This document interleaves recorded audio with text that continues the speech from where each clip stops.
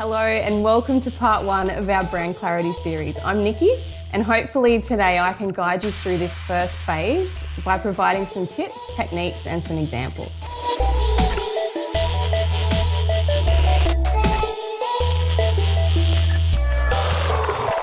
Great brands are those that are both authentic and relevant. So authenticity is all about knowing yourself really well, and the relevance comes from knowing your customer really well. And great brands are born where those two truths collide. And we're not just talking about financial wins or even a functional exchange. We're talking about something much deeper than that and much more fulfilling. The first step in getting this brand clarity is to become really self-aware. And that's what we're going to focus on today. In order to build a great brand, you need to uncover your intrinsic motivations, which is your purpose, your values, and your beliefs. I think the most important thing to remember for this phase is to have belief. And that's a really scary thing for us because what we tend to do is we push our hopes down and we dismiss them. And that really limits our thinking. And limited thinking is not what you want in this phase. And I think what hope allows us to do is it allows us to stop trying to protect ourselves from the threats that change can bring. And it really opens us up to actually imagine what our business could actually be.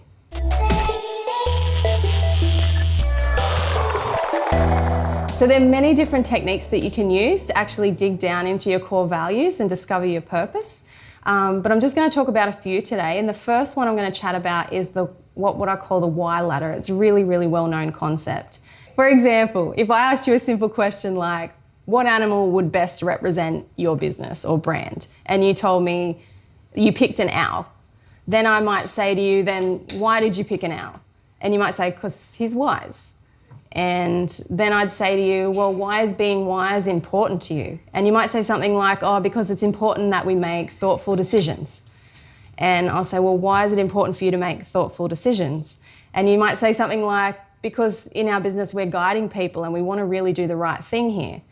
And I'll say, well, why is it important for you to really do the right thing? And then you'll get to the bottom of that and you'll say to me, because we're genuine. And that becomes a value that you can then, extract out from that.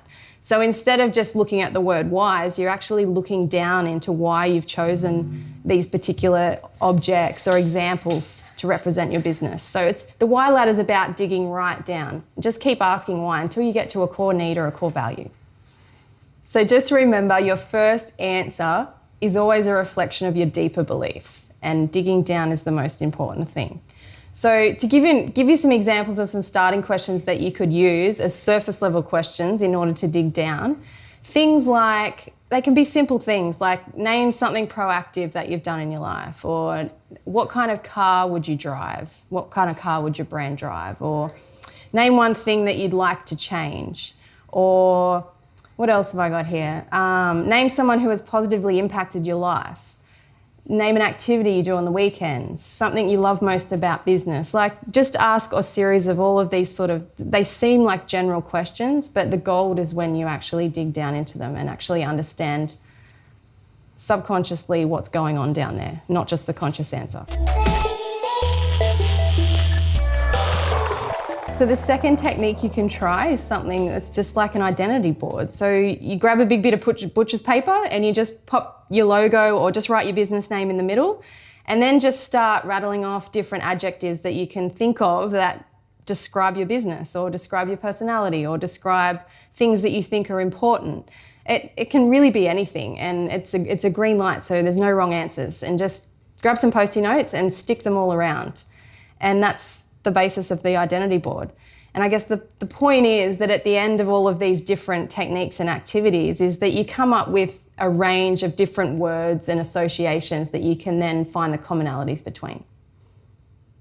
As a tip, sometimes it's easy to think of the things that you're not than it is to think of the things that you are. So you might think of words like, well, we're not arrogant and we're not pretentious and we're not this. Sometimes it's a lot easier to think of the things that you're not. So maybe do that as an exercise first. Write on some Post-it notes all the things that you're not, and then maybe you can look at the opposite of that and see if that's true for you. And they start to form your adjectives that describe who you are.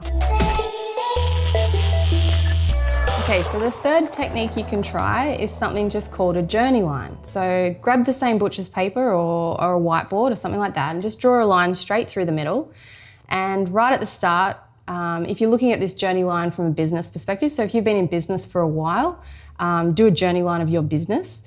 If you're just starting out and you've got an idea or you're just starting up a business, it's better off to look at your own personal timeline. So in that example, I'd go from when you were born until now. If it was a business timeline, I'd go from when the business was founded until now. And I guess the point of this is to go through and just really think about and mark off any significant decisions that have been made along the way, any significant changes that have happened or occurred throughout that journey line. And this really, when you finish that, it really helps you to get a bigger picture of your entire business and how you've made decisions over time. And then you can really analyze those triggers and those points in time. And again, use the why ladder to dig down into understand how you've come to make those decisions and why. And hopefully you'll start to find commonalities as to why certain decisions have been made over time or why you've done certain things in your life. And that should give you some sort of clues as to your core values.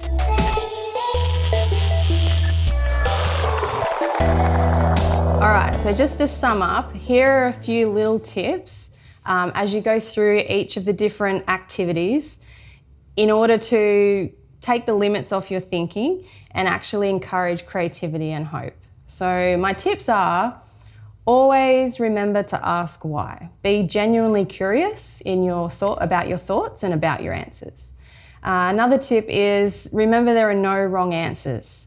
You can always go back and distill down later and find commonalities. So you're better off to get everyone's different perceptions, whether you agree with them or not, because that will tell you a lot about the different values and different dynamics that are happening. And another thing would be interact. Get a little bit playful, stand up, use Post-it notes. Don't just sit down, in a dark room with your thoughts. That comes later when you're trying to pull everything together. This is really a time for divergent thinking. So another idea would be to draw. It really incites your creativity. So, plan, draw, scribble, get a big piece of paper, think of words, be a little bit interactive with it. And the last thing to remember is that it's really a green light. There are no wrong answers. I know I've said that before, but it's really important to not limit your thinking by thinking that some answer is wrong or you don't agree with it, or because consciously you don't understand it right now because you haven't had time to reflect on that answer. So you're better off just writing it all down, and then you can worry about bringing it all together later.